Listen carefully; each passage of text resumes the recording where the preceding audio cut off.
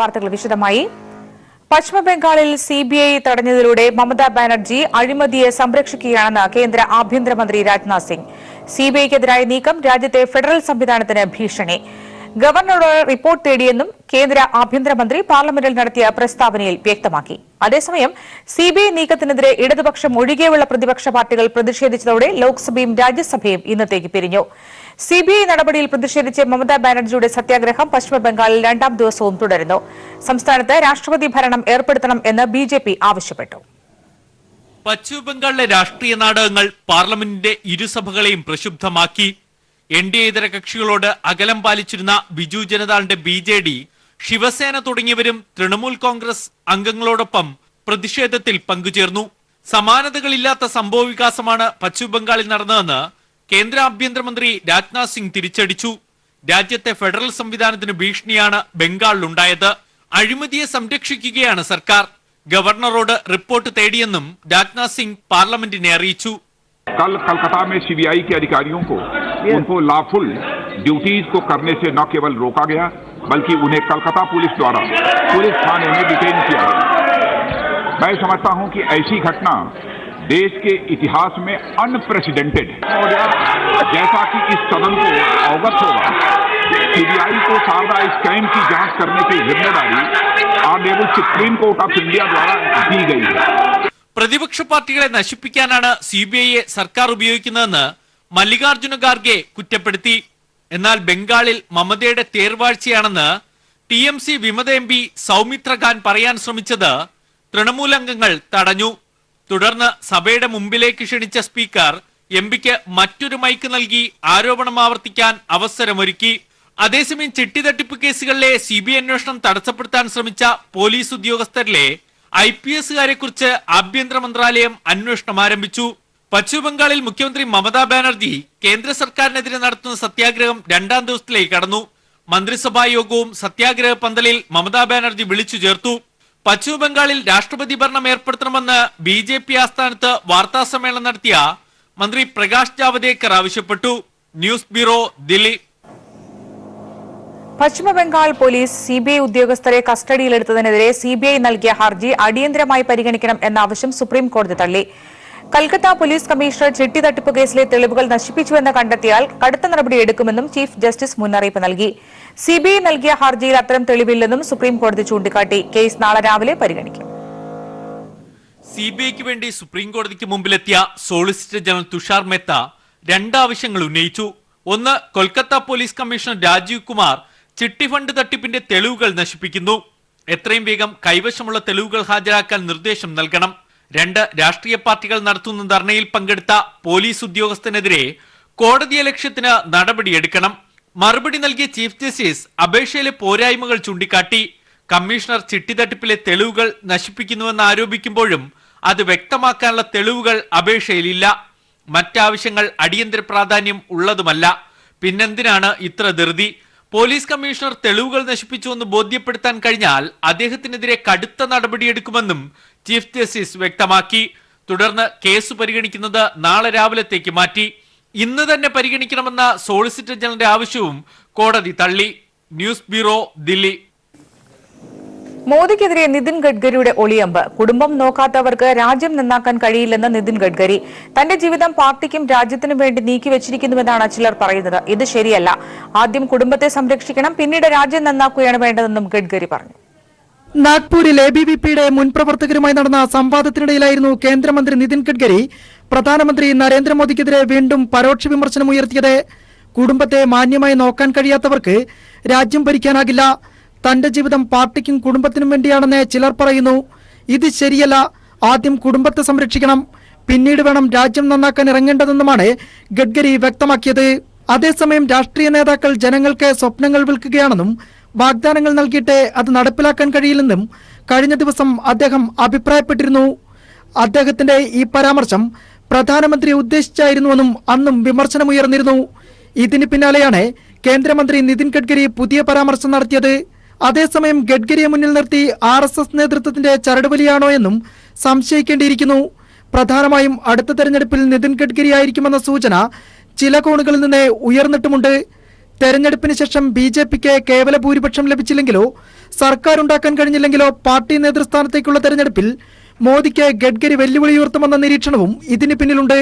News desk. പശ്ചിമബംഗാളിലെ പ്രധാന വിഷയം അഴിമതിയെന്ന് പ്രകാശ് കാരാട്ട്. ശാരദാ ചിട്ടി തട്ടിപ്പ് കേസിൽ അഴിമതിക്കാർ മുഴുവൻ ശിക്ഷിക്കപ്പെടണം. ഇത്രയും കാലം മമതയുടെ അഴിമതിയോട് ബിജെപി മൃദു സമീപനം കാട്ടി. ഇപ്പോൾ നടക്കുന്ന നാടകങ്ങൾ തെരഞ്ഞെടുപ്പ് മുന്നിൽ കണ്ടുകൊണ്ടാണ്.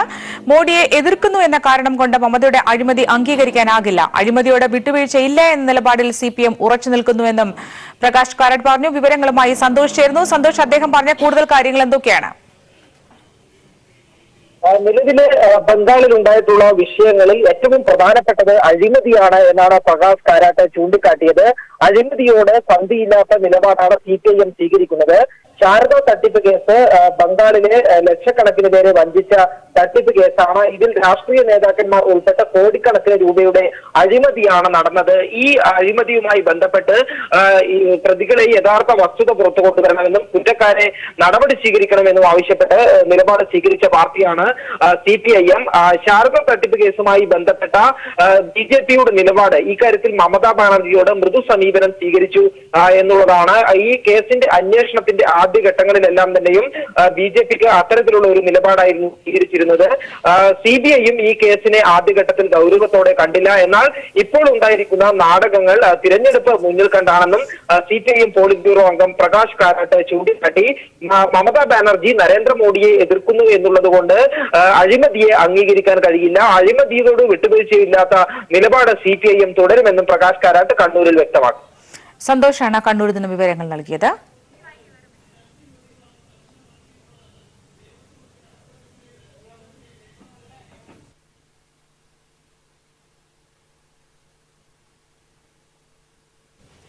ഇലക്ട്രോണിക് വോട്ടിംഗ് മെഷീനുമായി ബന്ധപ്പെട്ട ആശങ്കകൾ അറിയിക്കാൻ പ്രതിപക്ഷ പാർട്ടികൾ തെരഞ്ഞെടുപ്പ് കമ്മീഷനുമായി കൂടിക്കാഴ്ച നടത്തി.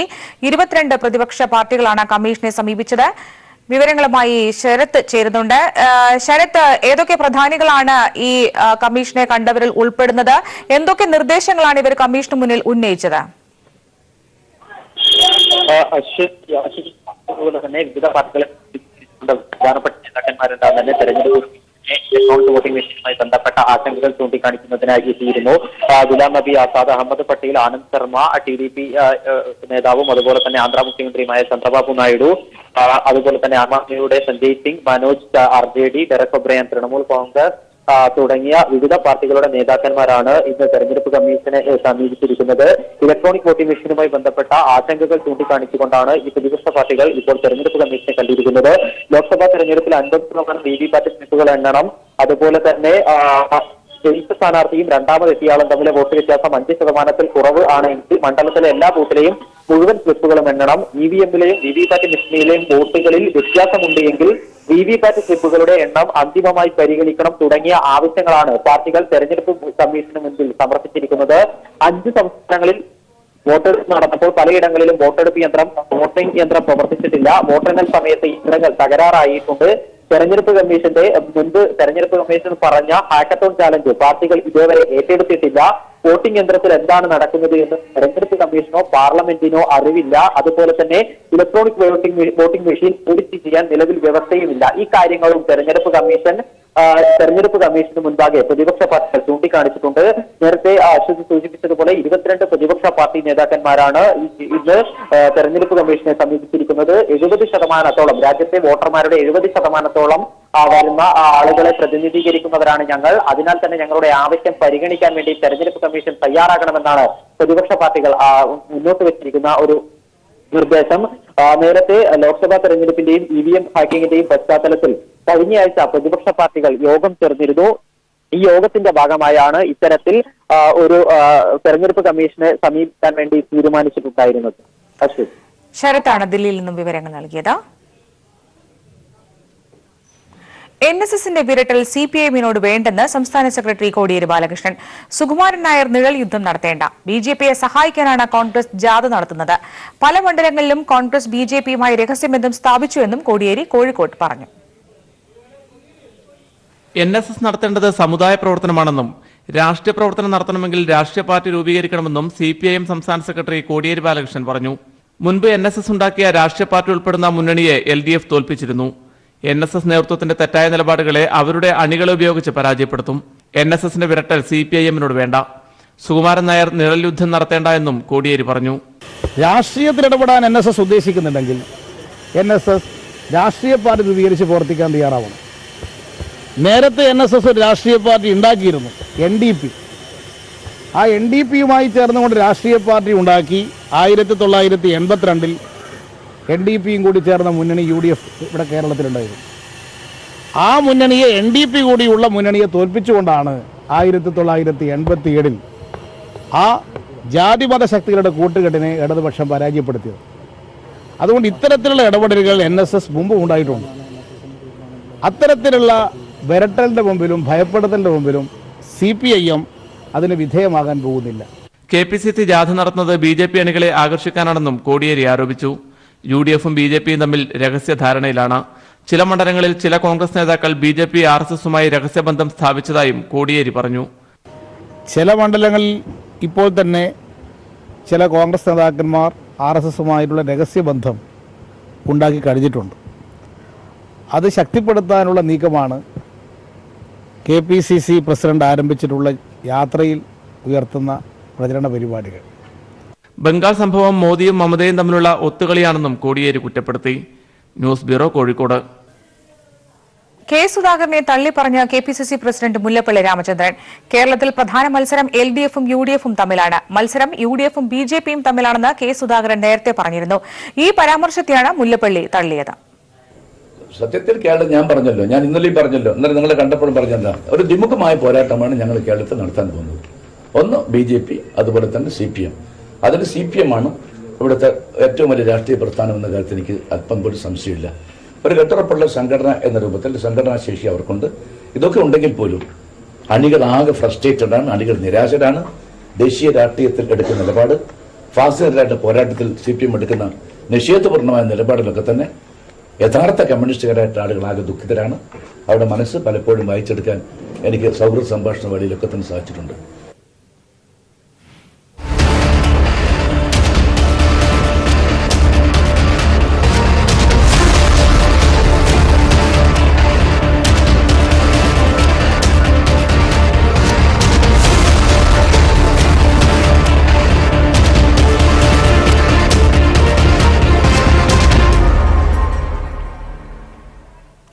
കോട്ടയം ഇക്കുറി ആരുടെ കോട്ടയാകും? ഇടതു വലതു മുന്നണികൾ ഒരേപോലെ പ്രതീക്ഷയിലാണ്. സ്ഥാനാർത്ഥികളെ സംബന്ധിച്ച അഭ്യൂഹങ്ങൾക്കും കുറവില്ല. ഉറച്ച വിശ്വാസം പെട്ടിയിൽ വോട്ടാകുമോ എന്ന് BJPക്കും ഉറപ്പില്ല. കോട്ടയം ജില്ലയിലെ പാല, കടുത്തുരുത്തി, വൈക്കം, ഏറ്റുമാനൂർ, കോട്ടയം, പുതുപ്പള്ളി എന്നീ നിയമസഭാ മണ്ഡലങ്ങളും എറണാകുളം ജില്ലയിലെ പിറവവും ഉൾക്കൊള്ളുന്നതാണ് കോട്ടയം ലോക്സഭാ മണ്ഡലം. ഭാവിയിലെ മന്ത്രിസ്ഥാനം കണ്ട് ജോസ് കെ മാണി രാജ്യസഭയിലേക്ക് മാറിയത് മണ്ഡലത്തെ അനാഥമാക്കി. കേന്ദ്രാവിഷ്കൃത പദ്ധതി നടത്തിപ്പിൽ മണ്ഡലം പിന്തള്ളപ്പെട്ടതിന് ഇതൊരു കാരണമായെന്ന് പഴി പറയുന്നവർ മാണിയുടെ പാളയത്തിൽ തന്നെയുണ്ട്. ബാർക്കോഴ വിവാദം, കോൺഗ്രസ് വിരുദ്ധ നിലപാടുകൾ എന്നിവ മാണിക്കെതിരെ UDFിൽ സൃഷ്ടിച്ച ഇഷ്ടക്കുറവ് പെട്ടെന്ന് മാറുകയുമില്ല. കേരള കോൺഗ്രസിലെ ഭിന്നത, മാണി ജോസഫ് തമ്മിലുള്ള ഐക്യം നഷ്ടപ്പെട്ട ഒരവസ്ഥ, ബാർക്കോഴ ആരോപണം, UDFിൽ കോൺഗ്രസിനുമായുള്ള ബന്ധത്തിന്റെ ഉലച്ചിൽ, ഇതൊക്കെ തന്നെ ഈ സീറ്റിൽ ഒരു നല്ല സ്ഥാനാർത്ഥി നിർത്തി ജയിപ്പിക്കാൻ കഴിയുമോ എന്ന ആശങ്കയിലാണ് കേരള കോൺഗ്രസ് നേതൃത്വം മുന്നോട്ട് പോകുന്നത്.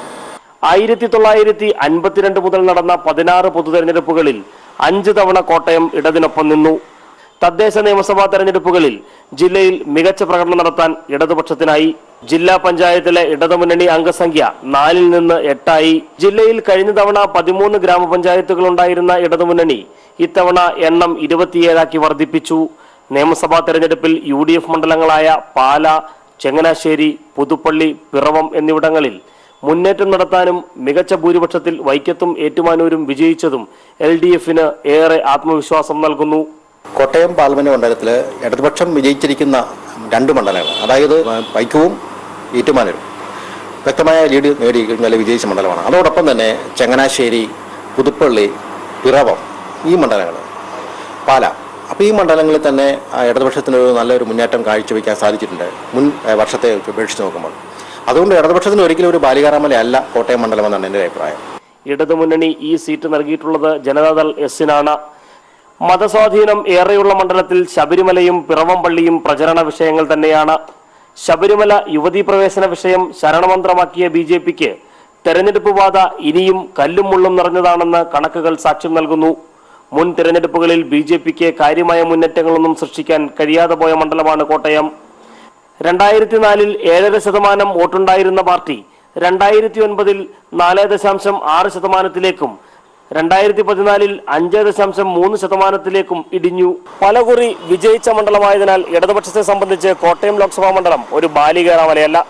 അതേസമയം UDFിലേക്കുള്ള മാണിയുടെ മടങ്ങിവരവും അത് കോൺഗ്രസിനുള്ളിൽ സൃഷ്ടിച്ച ചേരിതിരിവും ജോസ് കെ മാണി മണ്ഡലം അനാഥമാക്കി പോയി എന്നുള്ള ജനവികാരവുമെല്ലാം തന്നെ UDFിൽ ഏറെ പ്രതിസന്ധി സൃഷ്ടിച്ചിരിക്കുന്നു. ഒപ്പം ഈ മണ്ഡലത്തിന്റെ ചരിത്രത്തിൽ 1,00,000-ലധികം വോട്ടിലേക്ക് കടക്കാൻ BJPക്കുമായിട്ടില്ല. ക്യാമറമാൻ സംജിത് ആർപ്പുക്കരയോടൊപ്പം കോട്ടയത്ത് നിന്നും TP പ്രശാന്ത്. യുവതീ പ്രവേശനത്തിനല്ല ശുദ്ധിക്രിയ നടത്തിയതെന്ന് തന്ത്രി കണ്ഠര രാജീവര്. തന്ത്രി നിലപാട് അറിയിച്ചത് ദേവസ്വം കമ്മീഷണർക്ക് നൽകിയ മറുപടിയിൽ. ശുദ്ധിക്രിയ ദേവചൈതന്യം കളങ്കപ്പെട്ടതിനാൽ മകരവിളക്കിന് മുൻപ് ശുദ്ധിക്രിയ നടത്താൻ നേരത്തെ തീരുമാനിച്ചിരുന്നുവെന്നും തന്ത്രി. വിവരങ്ങളുമായി റിനു ചേരുന്നു. റിനു, ഏത് സാഹചര്യത്തിലാണ് തന്ത്രിയുടെ ഇത്തരത്തിലുള്ള ഒരു മലക്കം മാർച്ചിൽ? എന്താണ് വിശദീകരണം വാർത്തയുടെ? ശബരിമലയിൽ യുവതികൾ പ്രവേശിക്കുന്നതിൽ തെറ്റില്ലെന്ന് പറയാതെ പറഞ്ഞാണ് തന്ത്രി കണ്ഠര രാജീവര് ദേവസ്വം ബോർഡ് കമ്മീഷണർക്ക് ഇപ്പോൾ വിശദീകരണം നൽകിയിരിക്കുന്നത്. വ്യക്തമായി പറയുകയാണെങ്കിൽ ശബരിമലയിൽ യുവതികൾ പ്രവേശിക്കുന്നതിൽ തെറ്റില്ല. കാരണം അതുമായി ബന്ധപ്പെട്ടാൽ ശുദ്ധികലശം നടത്തിയത് മണ്ഡലമകരവിളക്ക് പൂജ ആരംഭിക്കുന്നത് മുമ്പ് തന്നെ കലശ പൂജ നടത്തുന്നതിന് വേണ്ടി തീരുമാനിച്ചിരുന്നു എന്നുള്ളതാണ് വിശദീകരണത്തിൽ വ്യക്തമായി പറയുന്നത്. സുപ്രീം കോടതി വിധിക്ക് എതിരായിട്ടല്ല ഒന്നും ചെയ്തത്. നടത്തിയത് ദേവചൈതന്യത്തിന് കളങ്കം വന്നതിനാലാണ് എന്നുള്ളതും വ്യക്തമായി തന്നെ പറയുന്നുണ്ട്. ഞാൻ നേരത്തെ സൂചിപ്പിച്ചതുപോലെ ശബരിമല നട തുറക്കുമ്പോൾ ശുദ്ധിക്രിയ നടത്തുവാൻ നേരത്തെ തന്നെ തീരുമാനിച്ചിരുന്നു എന്നതാണ് തന്ത്രി ഇപ്പോൾ വ്യക്തമാക്കുന്നത്. അതിന്റെ അർത്ഥം യുവതികൾ പ്രവേശിച്ചതിലല്ല, യുവതികൾ പ്രവേശിക്കുന്നത് തെറ്റല്ല എന്നുള്ളതാണ് തന്ത്രി ഇപ്പോൾ പറയാതെ പറഞ്ഞു പോകുന്നത് എന്നുള്ളതാണ് ദേവസ്വം കമ്മീഷണർക്ക് നൽകിയ വിശദീകരണ കുറിപ്പിലാണ്. നമുക്കറിയാം, ശുദ്ധികലശം നടത്തിയതുമായി ബന്ധപ്പെട്ടുകൊണ്ട് 15 ദിവസത്തിനകം വിശദീകരണം നൽകണമെന്ന് ദേവസ്വം ബോർഡ് ആവശ്യപ്പെട്ടിരുന്നു. എന്നാൽ ആ 15 ദിവസത്തെ കാലാവധി പൂർത്തിയാകുന്ന സമയത്ത് വീണ്ടും 15 ദിവസം കൂടി വേണം എന്നുള്ള ഒരു അഭ്യർത്ഥന തന്ത്രിയുടെ ഭാഗത്തുനിന്ന് ദേവസ്വം ബോർഡിന് ഉണ്ടായിരുന്നു.